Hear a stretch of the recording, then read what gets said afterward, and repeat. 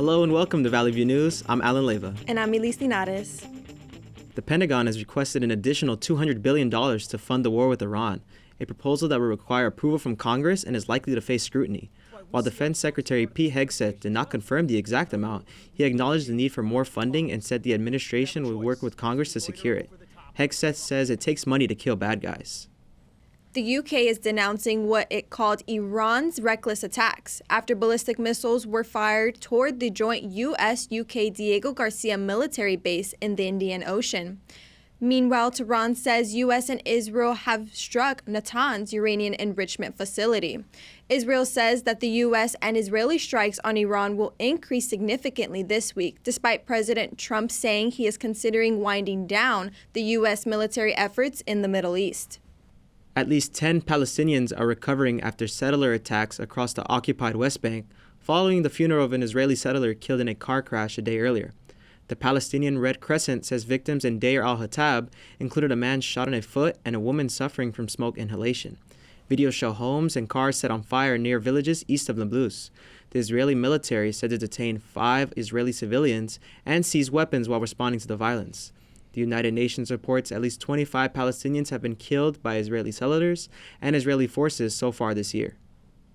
Wayne County is charging former Detroit Police Sergeant Benjamin Wagner with 5 felony counts involving kidnapping and sexual assault. The alleged victims were between 15 and 23 years old at the time of the assaults. Prosecutors say the case reflects a long effort to achieve justice, highlighting the importance of collaboration and a survivor-focused approach. President Trump is under criticism after he made a remark as the Prime Minister Sanae Takaichi of Japan visited the White House. While discussing military strategy, Trump joked about surprise invoking Pearl Harbor, which many in Japan saw as insensitive given its historical significance.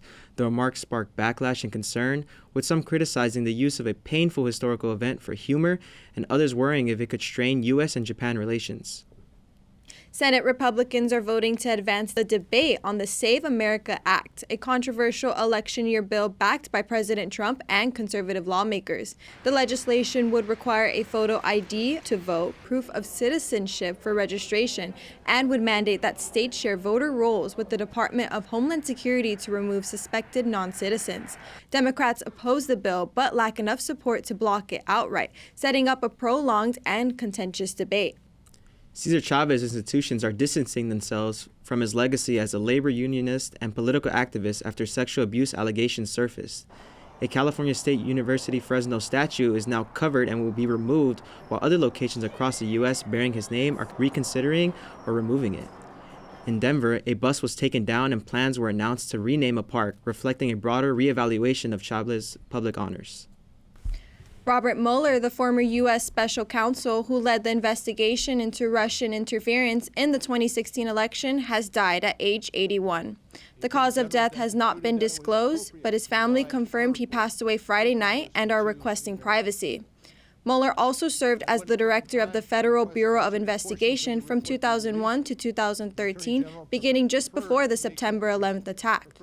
During his time at the Bureau, he played a key role in transforming the FBI into a modern, counterterrorism-focused agency. While the U.S. economy has appeared resilient in recent years, many Americans are continuing to struggle financially, and the war with Iran is likely to deepen that divide. Despite that resilience, everyday Americans are feeling the strain. Gas prices have surged, and increases in food, electricity, and housing costs are likely to follow. These rising costs are hitting households already dealing with debt, reduced savings, and a weakening job market. Continued price increases could significantly worsen financial hardship for many families. Gas prices are crazy right now. I'm really missing the old prices. I know. I used to pay $80 for gas. Now I'm like over $100. That's ridiculous. Crazy. Wow. Our very own Robert Saints went to see how others are feeling about gas prices. Let's take a look. It doesn't matter what gas station Californians pull into these days. Gas prices are high everywhere you look. And it seems that it's not going to get better anytime soon, leaving public transportation as the most affordable choice for many Californians. These gas prices, they are horrible. They just pretty much skyrocket through the roof. I went from filling up my gas tank from $80 to like $200 overnight, which is crazy because I still have to handle groceries, I still have to pay rent, I still have to, just make it through the week. Although some Californians are struggling at the gas pump, others don't seem to be bothered by high gas prices. They see gas as a necessity that must be covered, even if they have to cut back on other less important expenses. There's no doubt that gas is super expensive, but it's a necessity, so people have to pay for it. We have places to go, work, you gotta pick up your kids from school. I mean, people could try and move their expenses around, but what are your options really? Public transportation is something you could do, but it's time consuming and there's a lot of variables. As high gas prices continue to affect commuters, many feel they don't have a choice but to bear the high cost. Reporting from the streets of Los Angeles, I am Robert Saints for Valley View News. Now back to you in the studio. Mortgage rates in the U.S. are rising for the third straight week, with the average 30-year fixed rate reaching 6.22%, the highest since December. The increase is largely driven by the Middle East conflict, which has pushed up oil and gas prices, fueling inflation concerns and raising Treasury yields that influence mortgage rates. Rising energy costs and increasing construction expenses and builder confidence is already low due to the economic uncertainty. TSA security lines are getting longer as federal immigration officers are being deployed to airports across the country. Major hubs in cities like Atlanta, New York, and Houston are now seeing wait times of more than 4 hours. TSA workers are going without pay after the funding for the Department of Homeland Security was halted last month. As a result, travelers are facing major delays and disruptions. Now in its 6th week, the shutdown shows no clear end, with no agreement between the Department of Homeland Security and Congress has been reached. The National Shortage of Transportation Security Administration had passengers wait in line for hours at the New York LaGuardia Airport. The TSA crisis had a partial government shutdown, which caused thousands of employees to quit because of working without pay. After these employees left, a few agents were still working during this crisis. President Trump says it's unknown if he'll send out ICE agents to help out this crisis or make it worse. LAUSD teachers are going on strike in hopes of getting better wages. These strikes are taking place during school hours, with workers including nurses, counselors, librarians, and other school faculty. If teachers walk out of the job, the strike can affect 42,000 of the school system students as well. LAUSD educators and staff are seeking change and taking the picket lines. Our very own Habis Pascual gives us an inside look on what they are seeking. Thank you, guys. I'm here in downtown Los Angeles, where thousands of LAUSD teachers and staff are gathered here behind me at Grand Central Park, advocating for union workers to have better health benefits and better wages. LAUSD educators and union representatives rallied in downtown LA, pressing the school board for fair contracts and warning district leaders of a possible strike. We know that our school board and our district can afford to meet the needs of our educators and our students, and we want them to step up and do it now. We don't want to strike. We will if we have to. UTLA and Local 99, together representing about 65,000 union members, are prepared to walk off the job if an agreement is not met by April 14th. And I'm so happy that so many unions are joining us, and we're showing the district that we will shut them down. When we fight, we win. LAUSD Acting Superintendent Andres Shade in a press conference said, "Strikes are not good for our students, they're not good for our schools, and they are not good for our families." As teachers and staff advocate for these wages and benefits and sending a message to the LAUSD board members. Reporting from downtown Los Angeles, I'm Habis Pascual for Valley View News. Coming up after the break, a look into sports and the weather conditions for the next weekend. Stay with us. Welcome back to Valley View News. Hey, Alan, we have a lot of new movies dropping in theaters. Are you excited? I am. I can't wait for all the Marvel movies coming out. Can't wait. We'll have more on movies soon. But first, celebrities and loved ones are mourning the death of Chuck Norris. Friends and family are sharing tributes on Instagram expressing gratitude for his life and legacy. Norris was surrounded by his wife and children in his final moments. Loved ones remember him as a man of faith and discipline and a symbol of strength for his family. Norris's daughter says he loved deeply and cared for every person in his life with tenderness. BTS is breaking streaming records with their new album, Arrange. It's now the most streamed album of the year and the most streamed K-pop album of all time. News of the release had already sparked excitement among fans. Spotify says the album became one of the most pre-saved countdown pages in platform history with more than 5 million pre-saves. The trailer for Spider-Man Brand New Day is breaking records with more than 700 million views in its first 24 hours. The trailer features major reveals, including new villains and a new storyline that has fans excited. It also teases the appearances from the Hulk and Punisher. The film is expected to hit theaters on July 31st, with strong anticipation from fans. The movie Project Hail Mary is bringing audiences to theaters in numbers close to the feature film Oppenheimer. The film stars Ryan Gosling and earned $80.5 million in its opening weekend at the box office. The sci-fi story follows a man who wakes up alone on a spaceship with little memory and must find a way to save the sun from dying.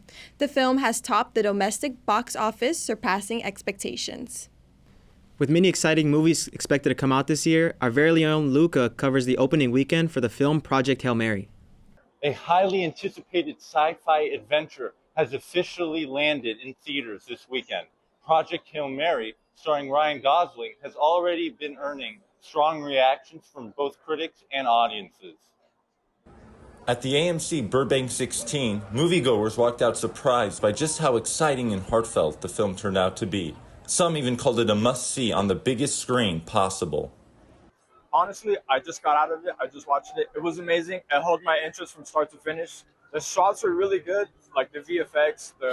It was really amazing. It's funny, emotional. You might cry. You definitely will laugh. Honestly, I enjoyed it the whole time. While the film is getting rave reviews, its 2-hour and 36-minute runtime could make some people reluctant to head to the theater, but others see it differently. Yeah, I just watched Hail Mary. It's a great movie, and it was great to watch on the big screen because it's visually very spectacular, but it's also very funny. It's a 2.5-hour movie, but there's so much going on that the time just flies by. With strong buzz continuing to build, Project Hail Mary is already shaping up to be one of the year's biggest hits. Reporting from AMC Burbank 16, I'm Lucas Caidze, Valley View News. Thank you, Luca. I can't wait to check out those movies. Elise, NBA playoffs are almost here. I know, the season went by so fast. I'm so excited. I can't wait to see all the action. For more on that, let's check in with Eric Mejia. Thank you guys so much. It's good to be back on air, and it's good to talk about sports. It's good to talk about the NBA. Postseason basketball is around the corner, and the defending champs Oklahoma City Thunder hold the best record in the league yet again. Shai Gilgeous-Alexander is leading the MVP race, but he is followed closely by Luka Doncic after a strong stretch of wins by the Los Angeles Lakers. The Lakers are looking to maintain their form and to hold on to the third seed in the Western Conference. Meanwhile, women's college basketball continues to deliver with this year's tournament packed with exciting matchups. The UCLA Bruins are carrying California's hopes as the state's only team remaining. They showed their dominance with a 19-point win over the Oklahoma State Cowgirls. Lauren Betts led the way with 35 points, 9 rebounds, and 5 assists. The Bruins are looking to continue their run as they take on the Minnesota Golden Gophers women at the Golden One Center. The Major League Baseball season is underway. Following the World Baseball Classic where Venezuela defeated the United States in the final, attention is now shifting back to the MLB. The back-to-back champions Los Angeles Dodgers opened their season against the Arizona Diamondbacks on opening weekend. Meanwhile, the Los Angeles Angels hit the road to take on the Houston Astros looking to start their season strong. As North America prepares to host the FIFA World Cup, the final 2 spots are still up for grabs with semifinal and final matches set for this weekend. Bolivia and Suriname headlined the first matchup with the winner advancing to face Iraq for a spot in the tournament. On the other side, New Caledonia will take on Jamaica with the winner set to face the Democratic Republic of Congo for the final spot. Everything is on the line for a chance to be part of the world's biggest tournament. That's everything I have for sports. It's been good to be back. Back to you guys. Wait, but before we go, do you have any favorite teams that you think are going to win it all? Honestly, for the MLB, the Dodgers probably go back to back. I think in the basketball side of things, the Celtics, I think with Jason Tatum back, they're going to go to the final. I don't know, Eric. I got to disagree. I think OKC is tough, but I guess only time will tell, right? I guess time will tell. Detroit Pistons as well with Kate Cunningham coming back. I guess we'll see. Yeah. Anyways, take it away, guys. Thank you, Eric. With this hot weather, I'm so excited for it to cool down next week. What about you? Yeah, I can't agree more. Looks like we might even get some rain. Yeah, let's take a closer look with Luca. Yes, well, thank you guys.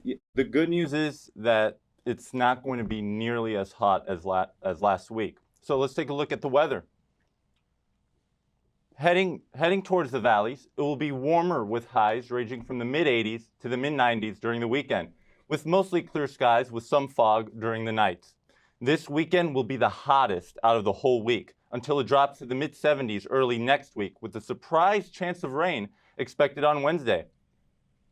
In the downtown area, we will see a bit of a cool down compared to last week. Highs will be in the mid to low 90s throughout the week with mostly sunny skies, and the lows will be around the mid 50s to the low 60s. But the highs will drop to the mid to high 70s starting early next week, with a chance of rain starting on Wednesday. Moving on towards the beaches, the weather will be much cooler with highs ranging from the high 60s to the mid 70s. In the mornings, you will see some low clouds and fog and then sunny skies later on in the afternoon. During the nights, there will be partly cloudy skies with lows dipping into the high 50s. Starting next Wednesday, expect some rain as well. Moving on to the Inland Empire. Expect highs between the mid-80s to low 90s, with the hottest days being Saturday and Sunday. Then the highs will range between the low to high 70s next week. Lows will be around the mid-50s to low 60s heading to the evenings and at night. On Wednesday, do expect some rain too. Now, if you're going outside this weekend, whether it's the beach or the park, make sure you wear appropriate clothes, a good amount of sunscreen, and make sure to stay hydrated because it will be hot. But don't worry, there will be some much needed rain on the way. And that's all I have for weather. Thank you, Luca. Thank you, Luca. I'll make sure to keep on that sunscreen. We have an interview with the poet and some lighter news coming up. Stay with us. Welcome back to Valley View News. In honor of Women's History Month and with Poetry Month coming up in April, I had the chance to sit down with Russo Shanidze, who is actually the mother of our very own anchor, Luca. Let's take a look. I'm joined today with Russo Shanidze, who is a Georgian-American writer and poet, as well as a self-published author. Thank you so much for being here today. Thank you so much for inviting me and for the opportunity to talk about poetry today. Yeah, of course. I'm super excited. I just want to begin with walking me through your journey into poetry, into writing, what inspired you. So today, I believe that poetry is the sound and memory of the universe that time can never erase. I love that. That's beautiful. And then do you have a specific author, poet, writer that inspired you along that journey?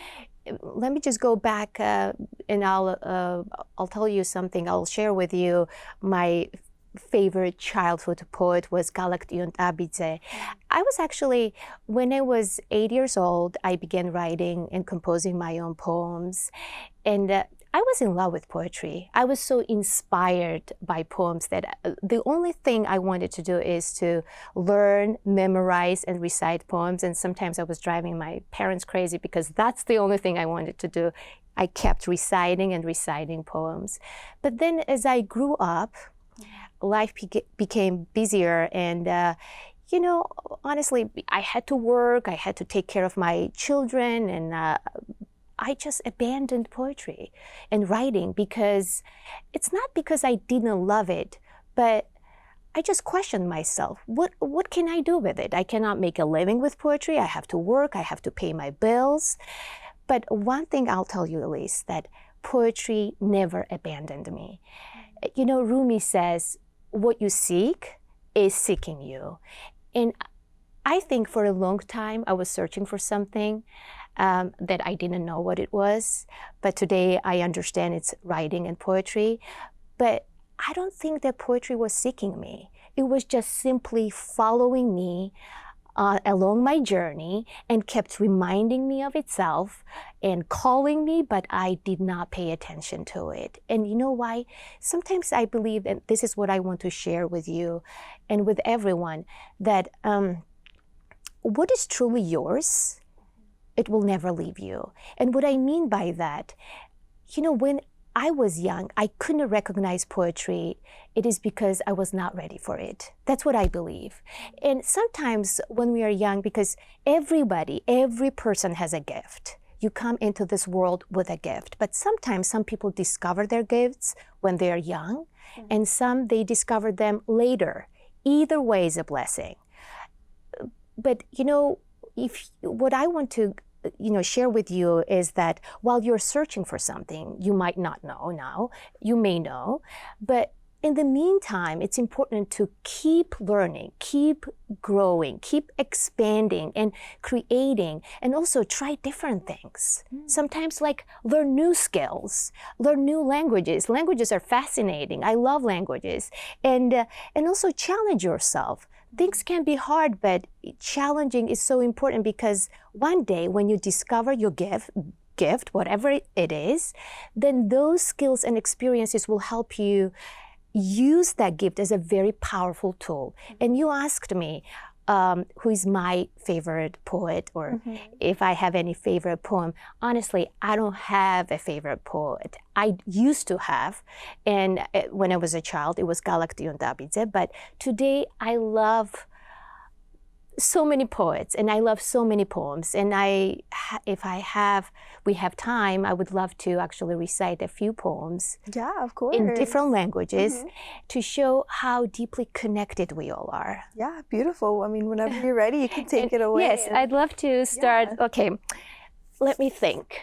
All right, so first one, I'd love to recite a haiku by Matsuo Basho. Furuike ya kawazu tobikomu mizu no oto. In English, it means the old pond, a frog jumps in, sound of water. Haiku teaches us how to appreciate and notice, simple moments in nature and in life. And the next poem, actually, a few lines that I would love to share with you.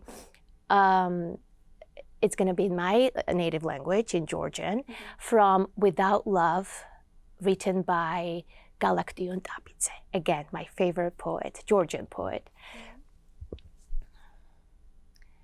Usiqvarulot, mze arsupevs siskamarაზე, სიო არ დაჰქრის, ტყე არ ქრთება სასიხარულოდ, უსიყვარულოდ არ არსებობს არც სილამაზე, არც უკვდავება არ არსებობს, უსიყვარულოდ. In these lines, the poet describes that without love, the sun does not shine in the chamber of the sky. The forest does not breathe with joy. Without love, nothing exists. Not beauty, not even immortality exists without love. So beautiful. Yes, and now, okay, I'll do another one. So the next poem is, the next poem I'd like to recite is in Farsi, written by Rumi, one of my favorite Persian mystic poets. در این خاک، در این مزرعه پاک، بجز مهر، بجز عشق، دیگر تا نکاریم. In this earth, in this pure field, let us plant nothing but the seeds of kindness and love. It's all about love, right? It's all about love. And poetry is all about love. To me, I'll tell you something. Poetry is not only personal expression, but it is a service to humanity. What I mean by this is poetry is one of the most powerful ways to help people connect across cultures and languages. Because when hearts connect, I believe that the world becomes a kinder and more compassionate place. And the next poem that I'd love to recite is my own poem in English, of course. Yeah, we'll end it off on the English. English, let's do it. So, love is so pure and kind. It is always there. It never hides. We can find it. It lingers in the air. It leaves its trails without knowing how, when, or where. The only thing we need to do is choose love and share. And that's what I want to say, that, you know, while you are learning and growing and exploring, it's so important to choose love and share no matter what. And that's what I want to share with every student in the world. That's beautiful. I'm taking so much inspiration through this. And oh, thank you. Thank you so much. I want to just thank you for your time today and all the poems that you've recited for me, and I'm like feeling so like surrounded by love and care and positivity right now. I'm so happy. I'm so happy. I tried. Yes, that is so important to have more love, and that we all need love today, everywhere in the world, right? Yeah, that's beautiful advice. Yeah, thank so you, Liz, much. for having me. Yeah, It was so thank wonderful you. being here. Thank you. Okay, we're gonna go back to our program now. Thank you, Russo. Thank you, Elise. Those poems were beautiful. Let's keep up this positivity with some brighter news. 2 cubs who lost their mom are receiving specialized care at a local wildlife facility. They were brought to the Rheumatology San Diego Humane Society Ramona Wildlife Center after their mother had to be euthanized due to public safety concerns. The cubs are 2 to 3 months old and are given a lot of attention and resources. The rehabilitation is important to interrupting a dangerous generational cycle of habituation and conflict. That's all for us on Valley View News. I'm Elise Linares. And I'm Alan Leyva. For updates, follow our YouTube channel at Valley View News and our Instagram page at Valley View News CSUN. Thanks for watching.